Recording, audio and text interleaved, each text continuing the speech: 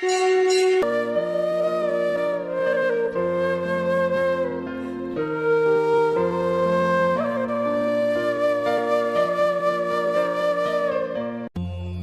जाता है कि भगवान शिव को पति रूप में प्राप्त करने के लिए माता पार्वती ने सैकड़ों वर्षों तक कठोर तपस्या की थी। शिव जी ने तपस्या से प्रसन्न होकर फाल्गुन मास की कृष्ण पक्ष की चतुर्दशी के दिन माता पार्वती के साथ विवाह किया था।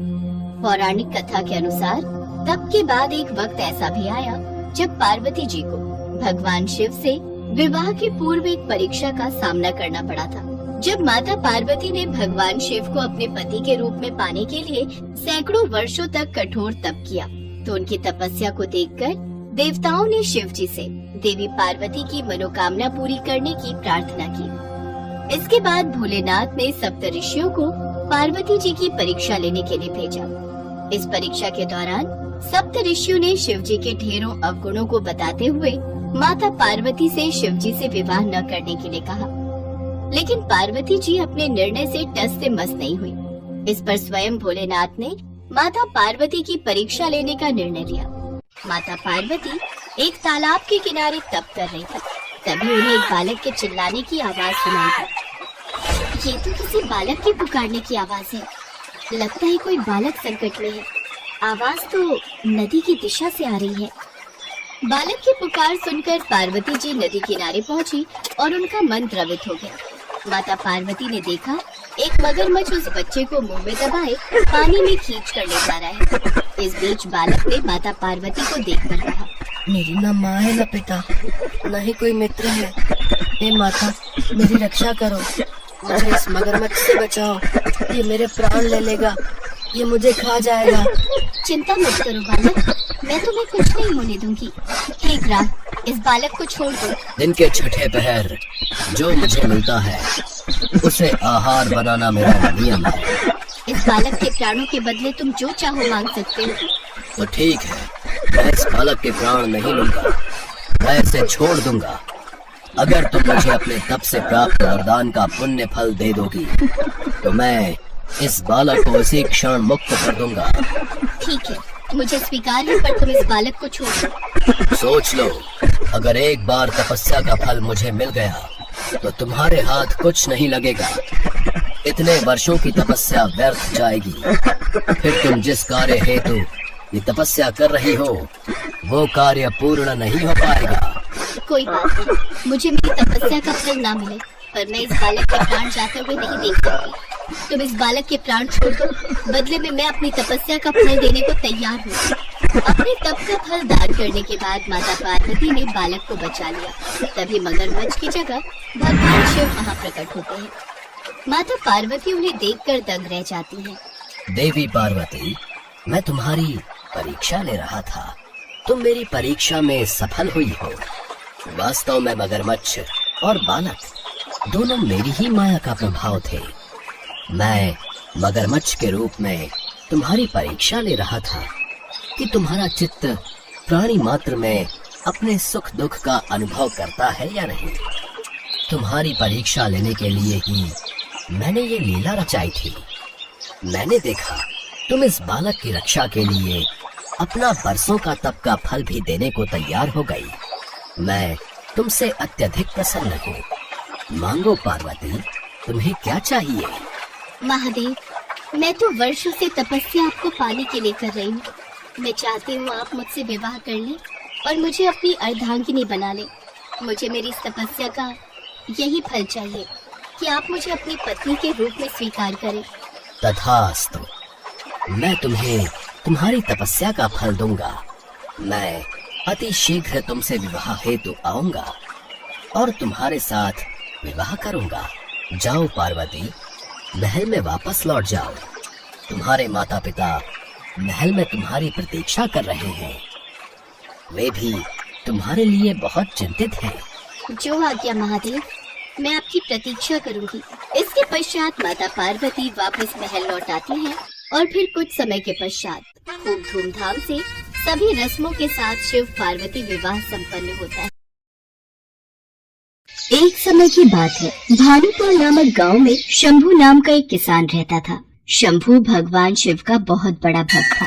रोजाना सुबह उठकर भगवान शिव के मंदिर में जाना और शिव जी की मूर्ति के साथ शिवलिंग की पूजा करना उसका नियम था। शंभू के पास मोती नाम का एक पालतू बैल था, जिससे शंभू अपने खेत में हल जोतता था। मोती शंभू के लिए मानो तो परिवार का सदस्य ही था। माधवी, ये देखो, आज मैं अपने मोती के लिए कितनी हरी हरी घास और चारा लाया हूँ, पर ये मोती है कहाँ? खूंटी से तो बंधा नहीं हुआ है। कस्तूरी ले गई है उसे घुमाने। मोती की आदत को बिगाड़ दिया है तुम्हारी बिटिया ने, और मोती भी कम नहीं है। जब तक शाम के वक्त कस्तूरी उसे पूरे गांव में घुमाने ना ले जाए, उसे भी चैन नहीं आता। लो, आ गई तुम्हारी लाडली।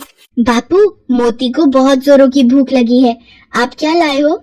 ये देख, मैं अपने मोती के लिए हरी हरी घास, पेड़ पौधों की टहनियाँ और सूखा चारा लाया हूँ। ये ले मोती बेटा, आराम से खा।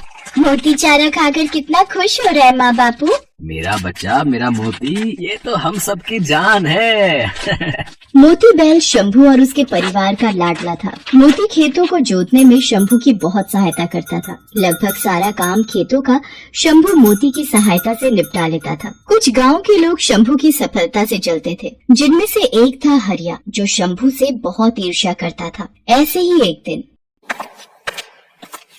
अरे शंभू, तू सुबह शाम शिव मंदिर में पूजा ही करता रहता है? कुछ देर अपने दोस्तों के साथ भी समय बिता लिया कर। शाम का वक्त है, आ जाता हूँ घड़ी, हमारे साथ भी कुछ खा पी ले। अब नहीं हरिया भाई, मैं ये सब नहीं लेता हूँ। मैं तो बस भगवान शिव का भक्त हूँ और उन्हीं की पूजा में अपना समय बिताता हूँ। मुझे उसी में खुशी मिलती है।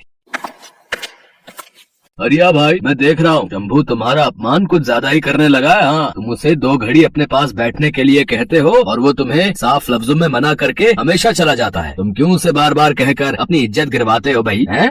हरिया गुस्से में घर आ जाता है। कुछ दिनों बाद शंभू की बेटी के रिश्ते की बात चलती है और लड़के वाले कस्तूरी को देखने आते हैं। देखो शंभू भाई, मैंने तुम्हारा गांव में बहुत नाम सुना है। तुम्हारा परिवार भी बहुत अच्छा है और हमें कस्तूरी बिटिया जैसी बहू ही अपने बेटे के लिए चाहिए। एक काम करते हैं, शादी के लिए 3 महीने बाद का कोई अच्छा मुहूर्त देखकर तारीख रख लेते हैं। क्यों, ठीक रहेगा ना? अब लक्ष्मी चंद जी, जैसा आप ठीक समझे। लड़के वाले कस्तूरी से रिश्ते की बात पक्की करके चले जाते हैं। आपने लड़के वालों से कह तो दिया, पर 3 महीने में हम इतने पैसे शादी के लिए कैसे जोड़ पाएंगे? तुम चिंता मत करो माधवी, मैं और मोती मिलकर कुछ ही दिनों में नई फसल पर काम कर लेंगे। फिर उस फसल को बेचकर अच्छे पैसे मिल जाएंगे। फिर हम आराम से कस्तूरी की शादी कर सकते हैं। अब तुम मोती का भी ज्यादा ख्याल रखा करो, वो भी हमारे साथ बहुत मेहनत करता है। तुम चिंता मत करो, मैं मोती का ध्यान रखूंगी। कस्तूरी की शादी की बात पक्की होने की खबर हरिया को लग जाती है। वो इस बात को बर्दाश्त नहीं कर पाता है। मेरा अपमान करके शंभू इतना खुश कैसे रह सकता है? इसकी सारी खुशी उसी बैल में है। उसी बैल के भरोसे ये हवा में उड़ रहा है। ये सोचता है कि बैल की मदद से ये अच्छी फसल उगा लेगा और अपनी लड़की की शादी कर देगा। मेरे होते हुए ऐसा कभी नहीं हो सकता। कई बार इस शंभू ने गाँव वालों के सामने मेरा अपमान किया है। आज रात मौका देखकर इसके बैल का काम तमाम कर दूंगा। हाँ। आधी रात के वक्त जब सब सो रहे थे, तब हरिया उठा और उसने शंभू के घर जाकर मोती के चारे में जहर मिला दिया। सुबह जब शंभू की आंख खुली तो उसने देखा, ये क्या हो गया माधवी? कस्तूरी बिटिया, जल्दी आओ, देखो हमारा मोती बेसुध पड़ा हुआ है। इसके मुंह से झाग निकल रही है। कहीं इसने कुछ गलत तो नहीं खा पी लिया? हे शिव शंकर, मेरे मोती को ये क्या हो गया? हे भोलेनाथ, हमारा मोती नहीं मर सकता, इसे कुछ नहीं हो सकता। बाबा मोती को क्या हो गया? मोती कुछ बोल क्यों नहीं रहा? हे भोलेनाथ, ये क्या अनर्थ हो गया? हमारा मोती इस दुनिया से कैसे जा सकता है? हमारा मोती, हमारा बच्चा। मोती के मर जाने से शंभू, माधवी और कस्तूरी तीनों का बहुत बुरा हाल था। एक दिन शंभू भगवान शंकर के मंदिर में सिर पटक पटक कर खूब रोया। हे ईश्वर, मेरे मोती को क्या हो गया? मुझे मेरा मोती वापस दे दो प्रभु। मैंने आपकी हमेशा सच्चे मन से पूजा की है। मेरे मोती को आप ऐसे नहीं छीन सकते। यदि मैंने सच्चे मन से आपकी पूजा की है तो प्रभु मेरे दुख दूर करो। मेरे मोती को वापस भेज दो प्रभु। शंभू भगवान शंकर की मूर्ति के आगे बिलक बिलक कर रो रहा था। तभी उसे मंदिर के द्वार पर एक बैल आता दिखाई दिया, जो देखने में मोती जैसा ही था। मोती, हे ईश्वर, ये बैल तो बिल्कुल मेरे मोती जैसा है। आसपास तो इसका कोई मालिक दिखाई नहीं दे रहा। ये कहाँ से आया है? हे प्रभु, ये आपकी कैसी लीला है? आपने मेरे लिए मेरे मोती जैसा हूबहू एक बैल भेज दिया। शंभू भगवान शंकर का आशीर्वाद मानकर खुशी खुशी उस बैल को घर ले आता है और आकर सारी बात माधवी और कस्तूरी को बताता है। बाबा, ये बैल तो बिल्कुल हमारे मोती जैसा है। मुझे तो ऐसा लगता है भगवान शंकर ने हमारे मोती को वापस भेज दिया है। देखो बाबा, ये मुझे पहचानता है, मेरे हाथों से चारा भी खा रहा है। हे शिव शंकर, आपने इस बैल को भेजकर हमारे सारे दुख दूर कर दिए, वरना मोती के बिना तो हम बिल्कुल अकेले हो गए। मोती के रूप में उस बैल के आ जाने से शंभू की सारी परेशानी दूर हो गई थी। मानो उस बैल में ऐसा क्या जादू था कि मोती जब शंभू के साथ उस बैल से हल जोतता तो मिनटों में काम पूरा हो जाता।